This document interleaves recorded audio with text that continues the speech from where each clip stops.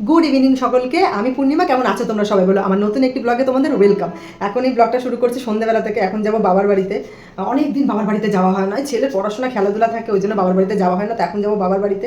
দেখো বাবার বাড়ির কথাটা বলেই মুখে কেমন একটা হাসি। মেয়েরা যতই শ্বশুর বাড়িতে সুখে থাকুক না কেন, বাবার বাড়ির একটা আনন্দ, বাবার বাড়ি যাবো, মায়ের আদর পাবো, মানে মায়ের আদর পাবো, তো সব মেয়েরই ভালো লাগে। তো আমিও তার ব্যতিক্রম নই, আমিও সবার মতনই একই। তো এখন যাবো বাবার বাড়িতে, খুব খুব খুব মজা হবে। একটা দিনই থাকবো, যদিও যাচ্ছি কোনো কারণে, দরকার ছাড়া আমার খুব একটা যাওয়া পড়ে না, তবুও বাবার বাড়ি যাবো, তার মজাই আলাদা। তো চলো আমার সাথে সাথে আজকে তোমাদের নিয়ে যাই আমাদের বাড়িতে।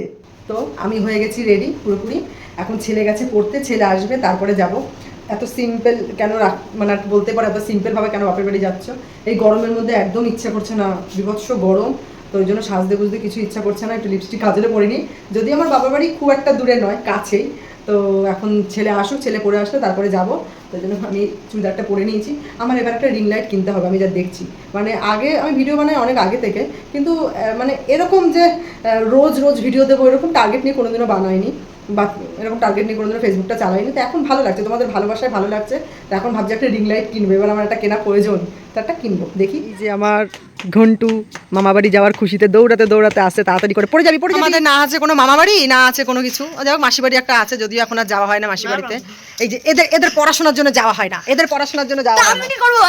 সেই তো, ও কি করবে? আমি কি করবো? দেখি তো, একটু দেখি, দেখ একটু সবাই। এই ক্লিপটুকু দেবো, তোমরা চাইলে বললে দিতে পারি। কাউকে যদি এটা পাঠিয়েছো, আমি এটাই পাঠাবো, ও যখন বলেছে আমি এটাই পাঠাবো। এটা কাউকে পাঠাতো, আমি পাঠাবো, এটাই তোমরা খবর আছে, তোমরা যদি কেউ দেখো। দাঁড়া, তোর পেটটাই পাঠা হয়ে গেছি। এখন যাচ্ছি স্টেশনের দিকে। আমাদের কেমন জানি বিচ্ছিরি লাগে, ভালো লাগে না। যত সাজি আমাদের ভালো লাগে না। আমাকে বলছো না তুমি? তোকে তো আরোই ভালো লাগে না, তোকে তো বান্দরের মতো লাগে। তোকে কিরম লাগে এখন?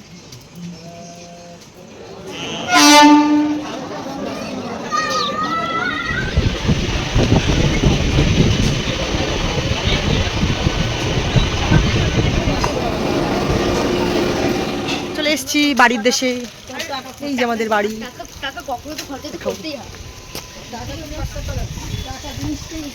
এই যে আমাদের বাড়ি। বাড়ি চলে এসেছি, একটু ফ্রেশ হয়নি, মায়ের সাথে কথা বলিনি, চা খাবো। চা খাইনি, বাড়ি থেকে চা খেয়ে আসেন, এখন চা খাবো। বাপের বাড়ি শান্তির জায়গা, একটু রিল্যাক্স। মা চা করো মা। জানো আজকে কি হয়েছে? আমি বলি না আমার দ্বারা এসব হবে না, প্রথমে মতো ফোন টোন ধরতে পারি না সেরকম করে। পার্স আনতেই ভুলে গেছি। ওই প্রথম দিন একটা ভিডিও বানিয়েছিলাম যে ওই পার্স আনতে ভুলে গেছি, সে পার্সের ভেতরে পার্স ছিল। আজকে পুরো ব্যাগটা ধরে আনতে ভুলে গেছি, ওর মধ্যে ওষুধ পয়সা কিচ্ছু আনিনি, কিচ্ছু না। সেই মাকে বললাম, আমাদের রাস্তায় মাথাতেই টোটো থামে, মাকে বললাম মা তুমি পয়সা নিয়ে আসো, আমি তারপরে আর কি পয়সা দিয়ে তারপরে টোটো আর কি টোটোওয়ালাকে ছাড়বো। তারপরে মা পয়সা নিয়ে দাঁড়ালো, তারপরে আসলাম। কি অসুবিধা বলো তো? আমার হেবি ভুল আকার বেনোলিয়া খেতে হবে আমাকে মনে হচ্ছে। সেই পয়সাটা ভুলে গেছে, আমার দীপাঞ্জন বলছে সেই দিনকে বলতে আবার ভুলে গেছে পয়সা ব্যাগ আনতে। আর এমন জায়গায় চলে গেছে, স্টেশনে চলে গেছে, আর স্টেশন থেকে আমাদের বাড়ি অনেকটা ভেতরে, মানে আবার যে আনতে যাবো তাহলে আর আসা হবে না বাড়িতে, ওই জন্য কে আনতে যাবো আর যাইনি।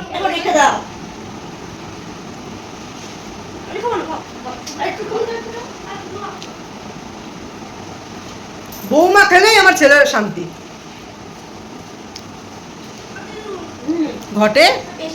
দীপাঞ্জন 200 টাকা জমিয়েছে, অনেক আগে থেকে 200 টাকা জমিয়েছে। ও পকেটে করে সে 200 টাকা নিয়ে এসছে। এই জায়গাটা কার হবে বলতো? বলছে 4 টাকা ফেলছে, এটাও তোমার দেই। 4 টাকা ফেলছে, 2 টাকা 200 টাকা। কি বলেছে? বলছে দেখো তোমার জন্য তো আমি সবই করছি, 4 টাকা ফেলছে, এটাও তুমি নিয়ে নাও। সেই 200 টাকা দিয়ে আমার মায়ের জন্য 100 টাকার মিষ্টি এনেছে। আবার আমার মা বাটারস্কচ আইসক্রিম খেতে ভালোবাসে, ওই জন্য দিদুনের জন্য বাটারস্কচ আইসক্রিম, তা আমাকেও খাইয়েছে আর নিজের জন্যও এনেছে। 4 টাকা ফেলছে। না, ছেলে আমার বৌমাকে খুব ভালোবাসে, তাই তো? মানে ভালোবাসি বউ। হ্যাঁ, কেন ভালোবাসো না? বলে মানে একটা মাত্র বউ। দে তুমি আর। এটা তোমার সকাল সালাম।